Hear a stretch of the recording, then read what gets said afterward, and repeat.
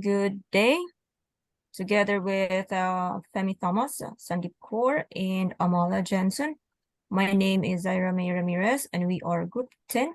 And we are here to present our community assessment on social isolation of seniors in CW Nursing Home. CW is a screen name we used to protect the privacy and confidentiality of the facility and the participants of this assessment. So at present, there are 70 residents in the nursing home, and this is our identified vulnerable group. Most of them are frail, weak, and in need of assistance in carrying out the activities of daily living. Some are in need of nursing and medical attention. Others have cognitive problems as well, such as Alzheimer's. So let's step back and talk a bit about the population of seniors. So according to Statistics Canada, on the next slide, please. As of July 1, 2022, there are 7 million plus persons aged 65 and older. So this number has doubled since 2003. And this means that the Canadians are living longer. However, they are more prone to being socially isolated. Anyone can be socially isolated. However, it is more common to seniors due to a lot of factors. Number one is ageism, or the stereotyping of a group of people or someone based on their age. This is discrimination and prejudice against seniors, resulting in exclusion and equal treatment from socioeconomic and political aspects. Next slide will be explained by Amala. Thank you. Thank you, Sarah. From our community assessment, we have noticed that social isolation among Canadians is a common problem. Social isolation states that of having a small number of social contact, which may contribute to loneliness.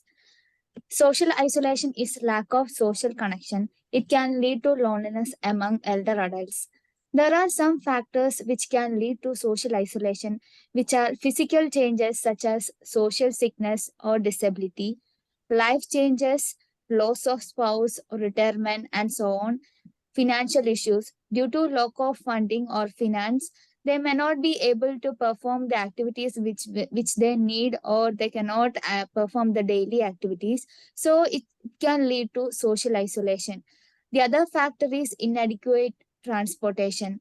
Once the people become older, they may not be travel to one place to another according to their wish. So it can lead to the social isolation. Social isolation and loneliness among older people are very harmful. It can lead to the shortness of older people's lives, and it also damages their physical and mental health. I have seen that many clients who have disability in mental issues and they are unable to perform their activities because they were socially isolated. And also it reduces the quality of life.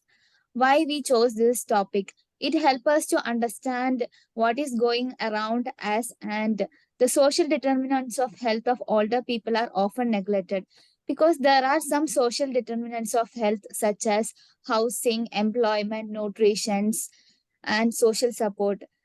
These social determinants of health are neglected if the people become older. The next slide is continued by Femi. Thank you, Amala. So here we are going to discuss about the community assessment process. The community assessment process is a process which helps to identify the strength and resources which is available in the selected community. The aim of this process is helps to find the information about the current health status, needs, and issues. Next, we are going to explain about the community health needs assessment. It has 5 stages. First, we need to identify the team members and the community. So we selected the elderly residents of the long-term facility for the assessment. So the second stage is the organizational capacity. In the organizational capacity, we are going to assess the capabilities and the facilities which is available on the long-term care, like whether they have the recreation room, library, or whether they have the garden, television, etc. And also we need to assess the whether if the person is unable to do their daily activities, whether they have the services or activities to keep them warm. The next stage is the collection of the data. So in the collection of the data, we collected the data through the questionnaires and the interview, and we understood the level of social isolation in a particular community. Next stage is the action plan. In the action plan, we included some of the games and activities to engage them and to reduce the social isolation. And next stage is evaluation. In the evaluation process, we found that the people who are suffering from the social isolation and they need more interaction and workshop and activities to reduce the social isolation. Next is the integration model. In the integration model, these are the activities we are implemented during our activity. We found out that the percentage of social isolation is increased, and we used the interview and the questionnaire to find the level of social isolation. After assessment, we found that some of the residents are suffering from social isolation, and we made some activities to engage them in. So we encourage them to find their hobbies and encourage them to do that. Like if they're having any hobbies like painting, crafting, we conducted some meeting and we encourage them to do that activity, and it helps them to communicate more and it helps to reduce the social isolation. So next slide is continued by Sandeep. Thank you, Femi. Here I am going to discuss communities' assets and limitations. Our community have unique talent and great impact contribute to society. First is the mentor the youth by sharing their life experience and guide them in decision making, in better decision making. Second is the building relationships or bonds formed by seniors in the nursing home by sharing their stories of their children and grandchildren. Last is the enduring support from families, nursing home staff, and government are considered as our selected community's strong point. Next come to the limitation, health and mental condition and mobility problem of seniors that limit their participation in the activities of daily living and other leads to and make more prone to social isolation. Seniors prone for neglect with aging in population increasing in Canada, which further leads to more admission to nursing homes and staffing issue. Next comes to the stakeholders and gatekeepers. Stakeholders include government, organizations that support seniors' well-being, such as Canadian Mental Health Supports and Alzheimer's Society of Canada, which supports the people with problems of dementia, families, nursing home management.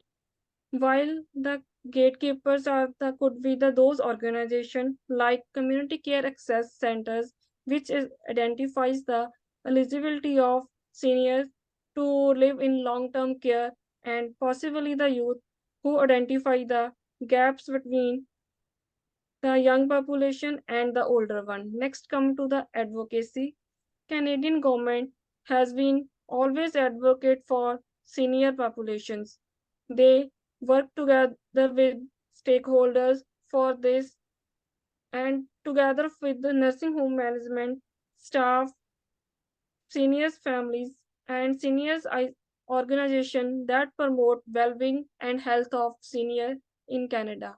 By working together and finding solution to lessen social isolation, we allow the elderly to continue and even expand their participation in society, have better health, and have satisfying relationship with the people surrounding them in the remaining days of their lives. Next comes to the ethical consideration. Informed consent is mandatory while doing any procedure or activities with seniors. They have right to voluntary participation in procedure or research activities. We have to follow the ethics principle, do not harm, confidentiality by maintaining their privacy, and ethical practice such as anonymity, which means we have to not revealing their names in any studies and only access relevant components, not sharing their personal life in any research studies. Thank you, Professor. This is our group presentation on community assessment of seniors in CW nursing homes. Thank you.